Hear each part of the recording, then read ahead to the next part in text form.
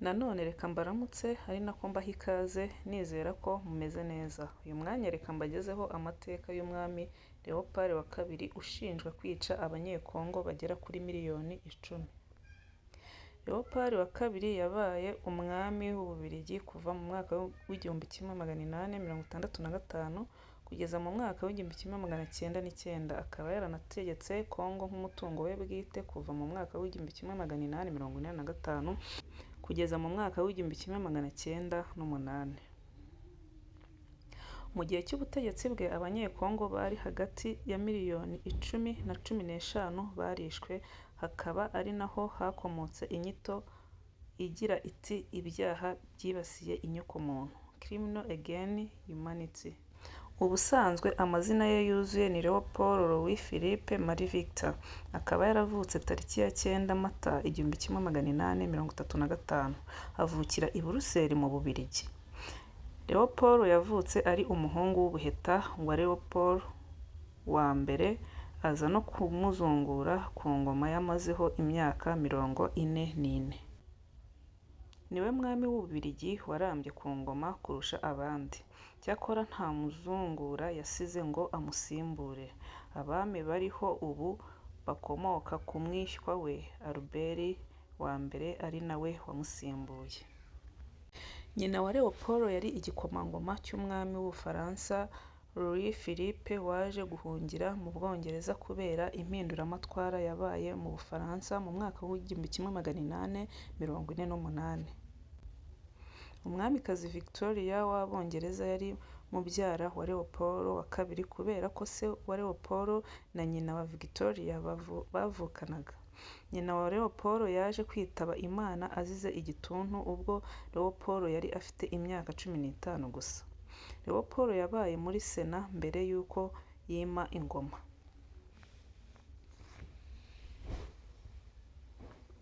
Leopold yigaruriye Kongo ayitegeka nk'umutungo we. Ibintu byahawe umugisha n'inama y'i Berlin yo mu mwaka w'1884 kugeza mu w'1885 yari igamije kwigabanya Afurika. Yasahuye umutungo utagira ingano muri Kongo, ahanini wiganjemo umutungo karemano nk'amahembe y'inzovu, akanakoresha abaturage imirimo y'agahato. Imitungo yakuyemo niyo yakoresheje yubaka imishinga ikomeye mu gihugu cye cy'amavuko. Ubutegetsi bwe muri Kongo bwaranzwe n'iyicarubozo, ubwicanyi n'ubugome ndengakamere. Bivugwa ko abakoraga mu mirimo y'agahato bacibwaga intoki iyo umusaruro wabaga utagezweho. Nubwo hari bamwe mu bashidikanya kuri iyi mibare, ahanini bashingiye ku kuba nta barura ryakozwe, bivugwa ko abaturage babarirwa muri miliyoni 10 bapfuye ku gihe cya Leopold wa kabiri. Mu mwaka w'1908 raporo z'impfu zageze kuri guverinoma y'Ububiligi maze yambura Kongo Leopold nyuma y'igitutu cy'umuryango mpuzamahanga wamaganaga ubwicanyi bwakorwaga. Vuba aha abigaragambyaga bamagana ihohoterwa ry'abirabura batembagaje ikibumbano sitati cye bakinaga mu mugezi. Leopold yashakanye na Marie Henriette afite imyaka 18 gusa.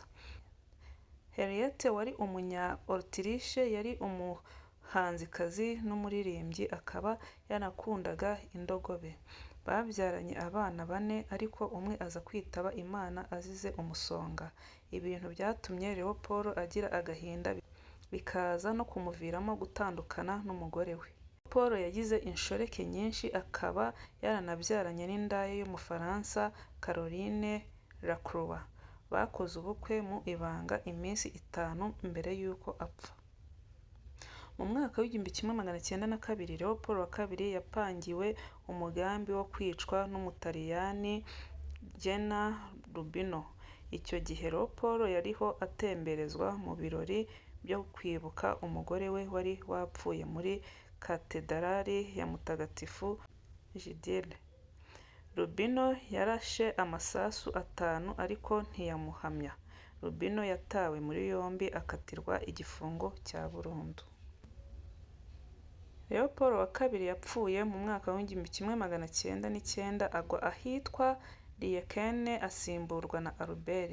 Benshi mu Babiligi bamwibuka nk'umwami w'umwubatsi kubera ahanini ibikorwa remezo bihambaye yubatse mu gihe cy'ingoma ye, ahanini akoresheje imitsi y'Abanyekongo.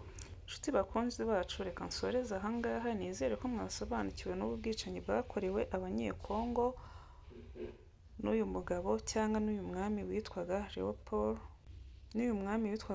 wa kabiri wakomokaga mu gihugu cy'Ububiligi, gusa nawe yaje kuva muri iyi si y'abazima. Ngaho nimukomeze mugire ibihe byiza, ndabakunda cyane.